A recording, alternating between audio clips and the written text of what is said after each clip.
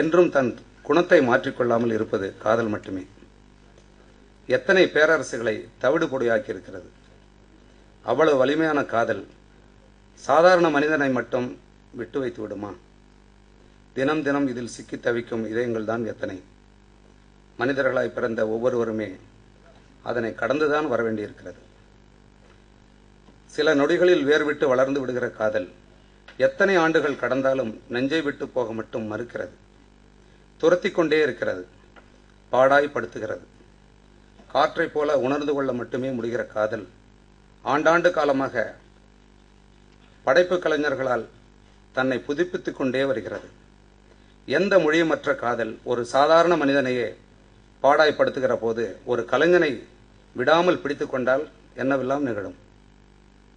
அதில் சிக்குண்ட கலைஞர்களால் கணக்கற்ற எத்தனை ஓவியங்கள், சிற்பங்கள், இசை கோர்வைகள், பாடல்கள், சிறுகதைகள், நாவல்கள், நாடகங்கள், திரைப்படங்கள் என படைக்கப்பட்டு கொண்டே இருக்கின்றன. எந்த மண்ணில், எந்த நாட்டில், எந்த மொழியில் என உலகத்தில் எந்த மூலைக்கு போனாலும் அங்கெல்லாம் வாழ்ந்து முடிந்த மனிதர்களால் விட்டு சென்ற காதலின் அடையாளங்கள் இருந்து கொண்டேதான் இருக்கும். காதலின் வலிமையை, வலியை, தாக்கத்தை, துயரத்தை, மகிழ்ச்சியை எழுதி கொண்டே இருக்கலாம். என்றைக்கும் எத்தனை லட்சம் ஆண்டுகள் கடந்தாலும் அதன் பக்கங்கள் எழுதி தீரவே தீராது. அதே போலத்தான் உலகின் எந்த மொழியில், எந்த நாட்டில் காதலை மையப்படுத்திய திரைப்படங்கள் உருவானாலும் அதன் தனித்துவத்தை இழக்காமல் ஒன்றுக்கொன்று மாறுபட்டதாகவே இருக்கின்றன. பணம் இருந்தால் மட்டும் எல்லாவற்றையும் செய்துவிட முடியாது. விலைக்கு வாங்கக்கூடியவைகளை மட்டுமே செய்துவிட முடியும். சிறந்த படைப்புகள் இதற்கு எப்போதுமே விதிவிலக்கு. அவைகள் விலைக்கு வாங்கப்படுவதில்லை, தோன்றுகின்றன. ஒரே ஒரு காதல் காட்சி கூட இல்லாத, நான் காதலிக்கிறேன் என ஒரு சொல் கூட சொல்லாத அழகி திரைமூலமான கல்வெட்டு சிறுகதை எனக்குள் தோன்றியதுதான். திட்டமிட்டு உருவாக்கப்பட்டதில்லை. இந்த 11 ஆண்டுகளில் 9 படங்களை இயக்கிய பெண் இப்போதுதான் மீண்டும் அழகி போன்ற காதல் உணர்வை மையப்படுத்திய களவாடிய பொழுதுகள் எனும் படைப்பை உருவாக்கி இருக்கிறேன். அழகி போன்றே இந்த படமும் நான் எழுதிய சருகுகள் எனும் குறுநாவலில் இருந்து விரிவாக்கப்பட்டதுதான்.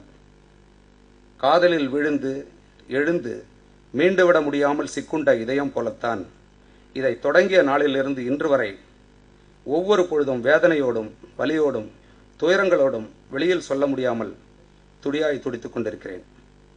ஒரு கலைஞரிடமிருந்து நீண்ட வலிகளுக்கு பின்தான் சிறந்த படைப்புகள் உருவாக்க முடியும் என்றால் அந்த படைப்புகள் இனி எனக்கு வேண்டாம். இப்படித்தான் எனக்கு சொல்ல தோன்றுகிறது. உண்மை உணர்வை உன்னத படைப்பாக்க இவ்வளவு தண்டனைகளையும் பெற்றால்தான் அது கிடைக்கும் என்றால் அதற்கான மன வலிமையை நான் இழந்து விட்டதாகவே தோன்றுகிறது. என்னுடைய ஜெயந்தியும் பொற்செழியனும் சவுந்தரராஜனும் இன்னும் சில நாட்களில் ஒவ்வொரு இதயத்திடமும் பேசப்போகிறார்கள். அப்போதுதான் நானும் உங்களிடம் பேசுவேன். இருப்பதிலேயே கடினம் இதயத்துக்கு நெருக்கமான உண்மையை பேசும் படைப்புகளை உருவாக்குவதுதான் என்பது தேர்ந்த மிக சில கலைஞர்களுக்கு மட்டுமே தெரியும். காதலிக்கப் போகிறவர்கள், காதலித்துக் கொண்டிருப்பவர்கள், காதலை மறக்க முடியாமல் சுமந்து திரிபவர்கள் என எல்லோரையுமே இந்த களவாடிய பொழுதுகள் களமாடும். தொடர்ந்து இயக்குநர்களையே நடிகர்களாக, கதை மாந்தர்களாக இயக்க வரும் எனக்கு இந்த படைப்பில் மிக தேர்ந்த கலைஞர்களுடன் பணிபுரியும் வாய்ப்பு கிடைத்தது. ஒப்பற்ற கலைஞர்களான பிரபுதேவா, பிரகாஷ்ராஜ், பூமிகா, வைரமுத்து, பரத்வாஜ், லெனின் போன்றவர்களுடன் பணியாற்றியதை எனது வாழ்வின் பெரும்பேறாக நினைக்கிறேன். வெளியீட்டு பணிகளுக்காக படத்தை பார்க்க நேரும் போதெல்லாம் அவை காட்சிகளாக எனக்கு தெரியவில்லை. நேரடியாக ஒரு வாழ்க்கையை பார்க்கிறேன். எனது உரையாடல்களுக்கு பதிலாக கையாளப்பட்டிருக்கிற அண்ணன் வைரமுத்து அவர்களின் பாடல் வரிகள் இந்த படைப்பிற்கு சிகரமாக திகழ்கின்றன. உதிரிப்பூக்களில் தொடங்கி அழகி திரைப்படத்துடன் எனது திரைப்பட வாழ்க்கை பயணத்தை முடித்துக் கொள்கிறேன் என அறிவித்துவிட்ட லெனின் அண்ணா அவர்கள் இதில் பணிபுரிய வைத்திருப்பது இந்த படைப்பு. இறுதியாக ஒன்றை சொல்லாமல் என்னால் முடிக்க முடியாது. பிரபுதேவா எனும் பெருங்கலைஞனை இவ்வளவு காலந்தாழ்த்தி எனது படைப்பில் கையாண்டது குறித்து நான் வருத்தப்படுகிறேன், வெட்கப்படுகிறேன்.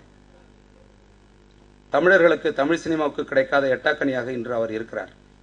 இந்த நிலையில் நான் அவரை இங்கு கொண்டு வந்திருக்கிறேன் என்பதை விட இந்த படைப்பு தான் அவரை கொண்டு வந்திருக்கிறது. இந்த பொற்செழியனை எப்படி மறக்கப் போகிறேன் என தெரியவில்லை. என்னை ஆதரித்து வாய்ப்பளித்து நான் கேட்ட இந்த பெருங்கலைஞர்களை எல்லாம் தந்துதவிய தயாரிப்பாளர் திரு கருணாமூர்த்தி அவர்களுக்கும் திரு அருண்பாண்டியன் அவர்களுக்கும் நான் என்றும் கடமைப்பட்டிருக்கிறேன். இத்துடன் இப்படைப்பில் எங்களோடு இணைந்து பணியாற்றி இன்றைய இளம் இதயங்களில் களவாடிய பொழுதுகள் என்ற இக்காதல் ஓவியத்தை இசையால் சுமக்க வைக்கும் இசையமைப்பாளர் பரத்வாஜ், நடிப்பில் காதலை சுமப்பவர்களை சுமந்து கொண்டு திரியும் கருப்பராஜா, சத்யன், படத்தொகுப்பில் மிகப்பெரிய பாய்ச்சலாய் இளம் தலைமுறையின் இதயம் கவரப்போவும் படத்தொகுப்பாளர் எனது அண்ணன் லெனின், அச்சு அசலான காதலை, தூய்மையான உணர்வை படச்சுருளுக்குள் தேக்கி வைக்க தனது கலையின் மூலம் கைகொடுத்த கி கதிர், என்னை எப்போதும் கலைஞனாகவே ஏற்றுக்கொண்டு எனக்கு ஊக்கமும் உந்துதலும் ஆறுதலும் அரவணைப்பும் தந்து கொண்டிருக்கும் எழுத்து மற்றும் காட்சி ஊடக நண்பர்கள் எல்லோருக்கும் இந்த களவாடிய பொழுதுகளின் வாயிலாக உங்கள் சகோதரன் தங்கர் பச்சானின் இதயம் கவர்ந்த நன்றிகள். வணக்கம்.